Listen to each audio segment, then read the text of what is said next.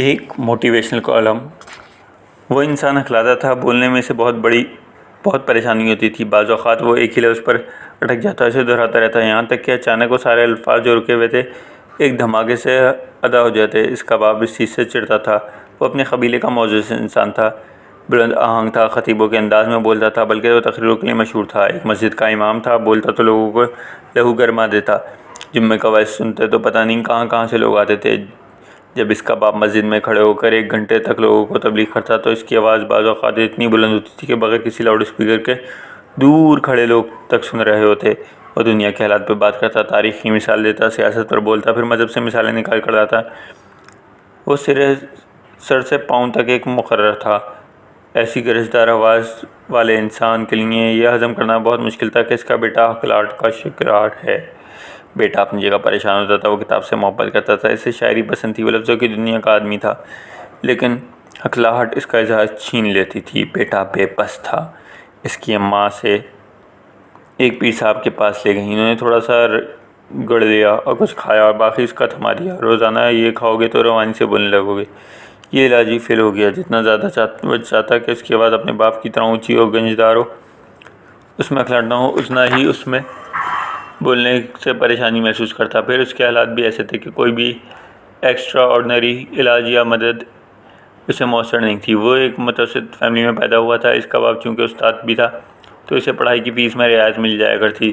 اس discount کے لیے وہ جتنی بار بھی پرنسپل آفس کے پھیرے لگاتا، اتنی دفعہ شرمندگی میں اضافہ ہوتا، اسے ٹھنڈے پسینہ آنے لگتے۔ بعض اوقات تو اس کی ہکلاہٹ اس وقت شدید ہو جاتی جب اس سے پرنسپل بات کرتی، ایسے لگتا کہ رعایت چند روپیوں کے لیے اس کی عزت داؤ پر لگی ہوئی ہے۔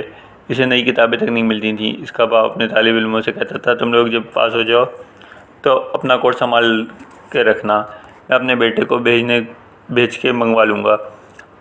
اب کتابیں لینے جانا اس کے لیے ایک اور شرمندگی کا مقام ہوتا ہے۔ وہ بہت زیادہ حساس اور انا والا انسان تھا، لیکن اسے معلوم تھا کہ پڑھنا ہے تو راستے سے گزرنا ہو پڑے گا۔ اس کی بکس پر کبھی اپنا نام نہیں ہوتا تھا۔ میں نئی کتاب چاہتا تھا جس پر کسی اور لڑکی کا نشان نہ لگا ہو، جو میں اپنے والد کے پیسوں سے خریدی ہو۔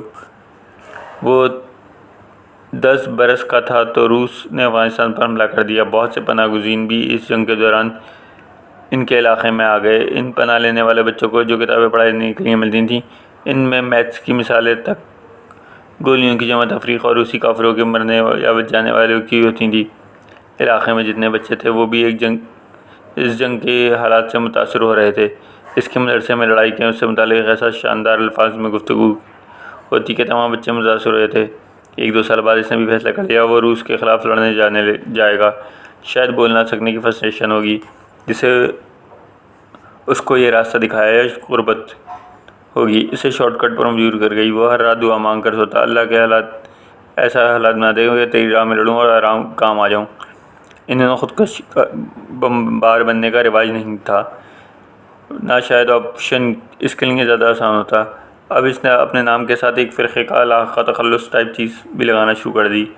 جن دنوں وہ لڑائی پر جا کر واپس نہ آنے کی دعائیں مانگا کرتا تھا، انہی دنوں ملاقات ایک اور آدمی سے ہو گئی۔ جب اس نے تصویر کا دوسرا رخ بھی نظر آیا، ہم پشتوں اس گھاس کی مانند جو خونخوار درندوں کے سمو تلے کو چل جاتی ہے۔ اس آدمی سے ملنے کے بعد اس نے ریئلائز کیا کہ جنگ اس کی نہیں تھی، جنگ وہ بڑی عالمی طاقتوں کی تھی۔ وہ محض ایندھن بننے جا رہا تھا، ایندھن بھی کیا، ایک چھوٹا سا کوئلہ۔ تو اب یہ چیپٹر بھی بند ہو گیا۔ اس دوران اس کے باپ نے گاؤں کے رواج سے ہٹ کر اسے گورنمنٹ اسکول میں بھیج دیا تاکہ بڑی کلاسیں وہاں پڑھ سکے۔ امام مسجد ہوتے ہوئے بھی اولاد کو جدید تعلیم دلوانا شاید وہ کام تھا جس نے اس کی زندگی کا ٹریک ہی بدل دیا۔ وہ 13 برس کا تھا جب اس نے اپنے باپ سے کہا کہ ایک مقابلے میں تقریر کرنے جا رہا ہے۔ باپ ایک دم حیران ہو گیا، اس کی طرف دیکھنے لگا۔ تم کیسے جا سکتے ہو؟ تم تو ایک جملہ بولتے ہوئے 2 منٹ لگا دیتے ہو۔ پھر وہ ہنسنے لگ گیا۔ بیٹے نے کہا، آپ مجھ سے بس تقریر لکھ کر دے دیں، باقی میرا کام ہے، میں یاد کر لوں گا، اسے پڑھ بھی دوں گا۔ یہ پورے ضلع کا وہ مقابلہ تھا جو ہر سال ہوتا تھا۔ بہت سے لوگ اس میں شریک ہوتے تھے۔ باپ پریشان تھا، یا خدا کوئی نیا مسئلہ نہ کھڑا ہو جائے۔ یہ بولنے گیا اور نہ بول سکا۔ گھر آیا تو میری بےعزتی بالکل ختم ہو جائے گی، عزت بالکل ختم ہو جائے گی۔ دوستوں نے منع کیا، استادوں نے سمجھایا، میاں پاگل مت چھوڑو، تم سے بات نہیں ہوتی، تقریر کرنے جا رہے ہو۔ سوچ لو بہرحال اس کے باپ نے اس کو ایک اچھی تقریر لکھ کر دے دی. دن رات جنگل پہاڑ آسمان پرندے ہوا سب اس کی تقریر سنتے تھے. گھر میں اتنی جگہ نہیں تھی وہ پریکٹس کرتا. وہ باہر نکل جاتا اور یہ بس یہی ایک دھن سوار تھی. ایک اچھا خاصا مجموعہ وہاں موجود تھا. ہال علاقے میں رہنے والے سارے مردوں سے بھرا ہوا تھا. گاؤں دیہات میں اس وقت ویسے بھی لوگ کے پاس وقت ہوتا تھا. سب لوگ سال کے دن کا انتظار یا شوق سے اس پروگرام میں شریک ہوتے تھے. بہت سے مشہور ڈبیٹر کی باری کے بعد آ گئی. میرے ہاتھ کانپ رہے تھے اور گھٹنے بج رہے تھے. میرا خط اتنا چھوٹا تھا کہ میں ڈائس کے اوپر نہیں دیکھ سکتا تھا. سامنے موجود چہرے دھندلا گئے. میری ہتھیلیوں پر پسینہ تھا اور منہ ایک کاغذ کی طرح خشک تھا. پھر آخری بہت ہمت جمع کرنے کے بعد بولنا شروع کیا. اس کے بعد وہ کبھی نہ رکنے کے لیے بولا. ایسی رواں تقریر کی جس سے آبشار بلندیوں سے گر رہا ہو. وہ چپ ہوا تو اس کا اعتماد میں میکسیمم لیول پر تھا. سب کی تالیوں سے گونج رہا تھا. جب اس سے پہلا انعام ملا تو اس کا باپ فخری انداز میں تالیاں بجا رہا تھا. اپنے باپ کا مان بڑھانے کی پوری خواہش پوری ہو چکی تھی. اس کے مطابق زندگی میں یہ پہلا کام تھا جس نے بابا کو مسکرانے پر مجبور کیا. اس کا باپ اسے فخر سے ضیاء الدین شاہین کہتے ہیں. ضیاء الدین بعد میں یوسفزئی کے علاقے پر پہچانا گیا. وہ ملالہ یوسفزئی کے والد ہیں.